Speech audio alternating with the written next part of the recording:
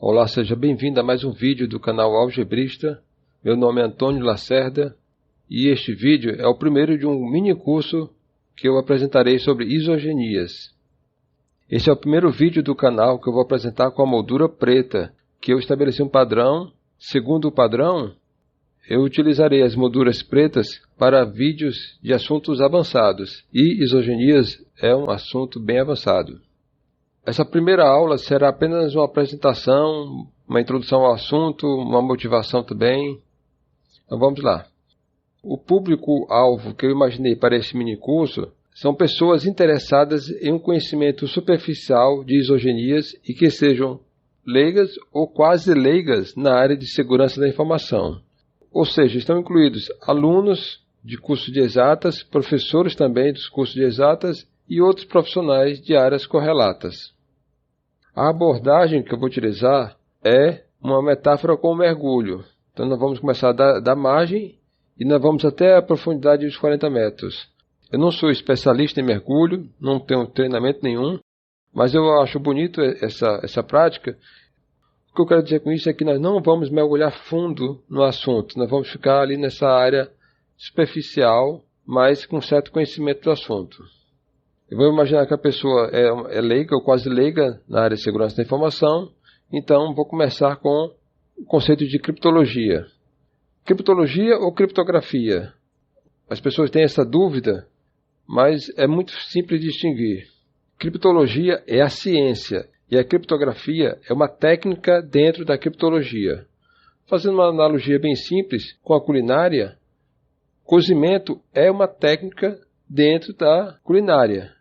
E dentro da culinária existem várias outras técnicas. Então, da mesma forma, dentro da criptologia existem várias outras técnicas além de criptografia.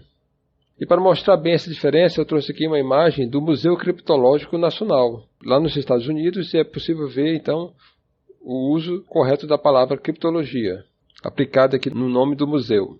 Criptologia equivale a um cadeado. Essa analogia é muito conhecida no meio. E o que isso quer dizer? Não basta você ter correntes fortes, um cadeado forte, se existem outros aspectos que devem ser abordados. No caso aqui, você vê uma coisa muito simples aqui de ser quebrado. Então, o cadeado, só ele não resolve. Da mesma forma, a criptologia, ela faz parte de uma ciência mais ampla chamada segurança da informação. E, portanto, a criptologia sozinha ela não resolve todos os problemas que são abordados dentro da segurança da informação. Então vamos entrar um pouco mais nesse assunto. Tipos de segurança. Existem vários tipos de segurança, mas eu vou destacar aqui os principais. Existe a segurança patrimonial, que são aquelas pessoas que trabalham, por exemplo, no supermercado, aquelas pessoas que estão ali na segurança do patrimônio. A segurança pública, que é um atributo das polícias civil, militar e federal. A segurança privada, que é um serviço oferecido por empresas privadas. E temos também a segurança nacional, que é um atributo das forças militares. E também temos a segurança da informação, que dá base para todas essas seguranças acima. Para fazer um paralelo dos Estados Unidos com o Brasil, eu fiz aqui uma tabela mostrando os órgãos que têm interesse em segurança da informação. No nível mais alto, nós temos aqui, nos Estados Unidos, o Departamento de Defesa, que equivale aqui no Brasil ao nosso Gabinete de Segurança Institucional. Nos Estados Unidos, nós temos a CIA, Agência Central de Inteligência, que equivale no Brasil à nossa ABIN, a Agência Brasileira de Inteligência.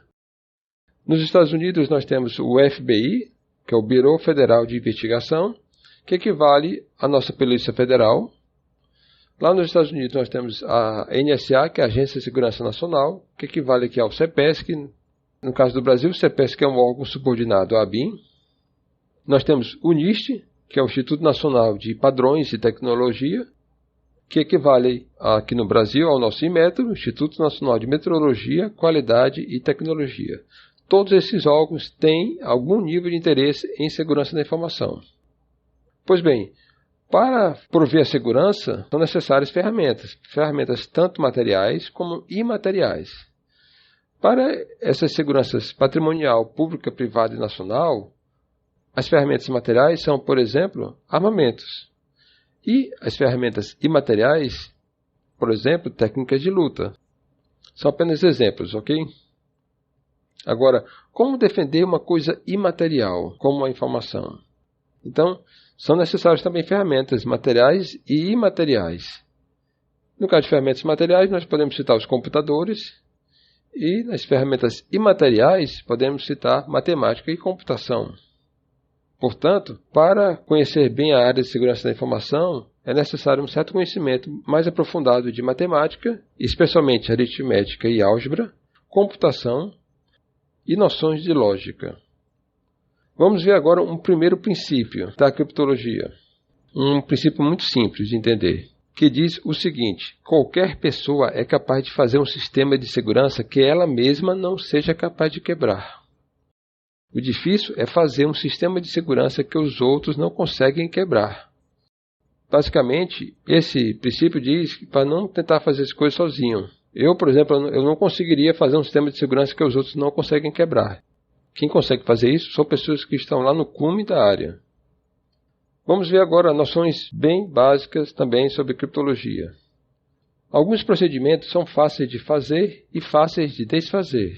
Por exemplo, acender uma lâmpada ou então acender um isqueiro. Fácil de fazer, fácil de desfazer. Agora, existem alguns procedimentos que são fáceis de fazer e impossíveis de desfazer. Um exemplo, acender um palito de fósforo. Não consegue voltar o palito de fósforo à sua forma original. E também, se misturar tintas, você não consegue trazer tinta de volta. Bom, eu não sou especialista em química, eu suponho que não seja possível, né? Mas pode ser que haja alguma forma de trazer tinta de volta. Mas nenhum desses procedimentos serve para a segurança. E por quê? Porque para a segurança em geral, não só a segurança da informação, é necessário um procedimento que atenda 3 requisitos. Primeiro, ele tem que ser fácil de fazer. Fundamental isso. Segundo, muito difícil de desfazer, a não ser que você tenha um segredo ou uma chave. E o terceiro, não pode ser algo impossível de desfazer, mas deve ser inviável. Exemplos, um cadeado e um cofre. Fácil de fechar um cadeado, fácil de fechar um cofre e muito difícil de abrir um cadeado, muito difícil de abrir um cofre sem a chave ou sem o segredo do cofre, mas também eles não são impossíveis de desfazer. O que vem a ser inviável, então, no contexto de segurança. Isso é um detalhe muito sutil que eu quero que vocês prestem atenção. O tempo ou o dinheiro gastos não compensam o bem que está defendido. Nós nem temos como garantir que um sistema é inviolável. O que podemos garantir é que o tempo ou o dinheiro gastos não compensarão o bem que está defendido. Agora, quais procedimentos podem funcionar para defender algo imaterial, algo abstrato como a informação? E aí vamos entrar em alguns conceitos de computação. Só para relembrar, problemas computáveis são problemas que podem ser resolvidos por um computador. Mas também, dentro dos problemas computáveis, existem aqueles que são intratáveis. E o que quer dizer isso? São problemas que são difíceis até mesmo para um computador resolver. Eu utilizei um adjetivo muito inexato para definir. Porque uma coisa que é difícil numa área pode não ser difícil na outra. Então, por exemplo, em matemática, difícil é aquele que é difícil ser provado. Então, vamos ser mais exatos na descrição. Problemas intratáveis são aqueles problemas computáveis que exigem tempo exponencial à medida que o tamanho da entrada aumenta. Aí já melhorou. E atualmente os problemas intratáveis mais utilizados para proteger a segurança da informação são fatorações de inteiros e o problema do logaritmo discreto, o DLP. Todavia, com o advento do computador quântico, os problemas intratáveis utilizados hoje passarão a ser tratáveis. O algoritmo de Shor, foi um algoritmo criado nos anos 80, é capaz de resolvê-los em tempo linear. Isso é um algoritmo quântico. Ou seja, não é um algoritmo para computadores como nós conhecemos, computadores clássicos. Quando os computadores quânticos se tornarem efetivos, toda a segurança da internet utilizada atualmente será inútil. Felizmente, já existem algoritmos de segurança baseados em problemas intratáveis, inclusive para um computador quântico. São chamados algoritmos pós-quânticos. A primeira coisa que você tem que saber é que algoritmos pós-quânticos não são necessariamente algoritmos quânticos. Esta é uma pergunta muito comum para quem está começando a refletir sobre este assunto. Por que não passamos a utilizar os algoritmos pós-quânticos a partir de agora? Não utilizamos porque, primeiro, os algoritmos pós-quânticos ainda não estão maduros. Segundo, a segurança dos algoritmos ainda está sob análise. Terceiro, os tamanhos das chaves ainda estão muito grandes. E quarto, o tempo de execução ainda é alto. E o quinto, os computadores quânticos ainda não estão em plena capacidade. Esse último item, o 5, nos diz que computadores clássicos ainda têm uma certa sobrevida. Então, nós estamos tentando resolver essa questão de criptografia pós-quântica ainda com os computadores clássicos. Mas aí tem um complicador. O que torna a criptografia pós-quântica desafiadora é que os algoritmos devem ser fortes nos dois mundos, pré- e pós-quânticos. Então, cada algoritmo pós-quântico que é proposto deve ser analisado pelos dois mundos. Atualmente, os problemas difíceis até para um computador quântico são baseados nos seguintes assuntos. Primeiro, reticulados. Segundo, sistemas multivariáveis.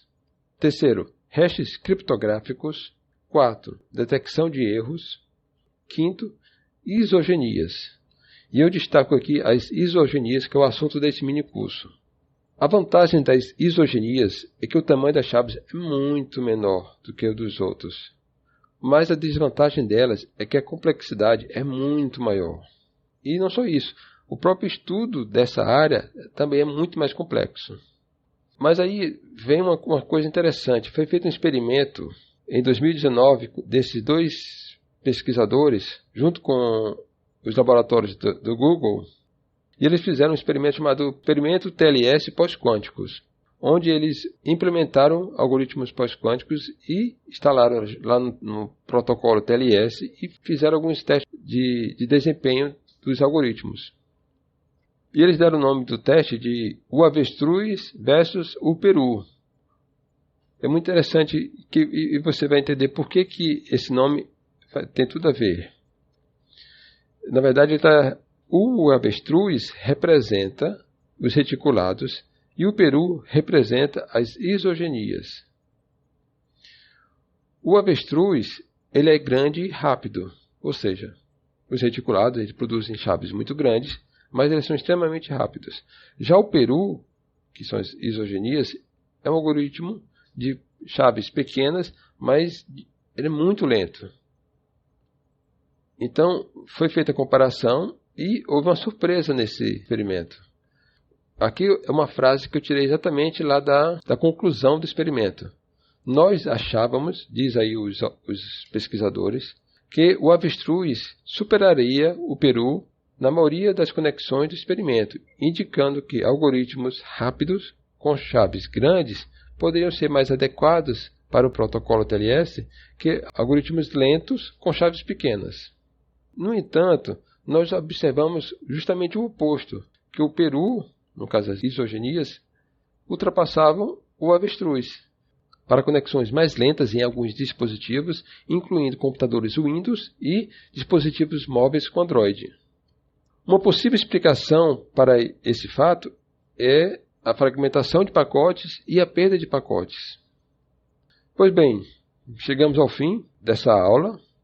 Agradeço muito a atenção de vocês e continuaremos no próximo vídeo.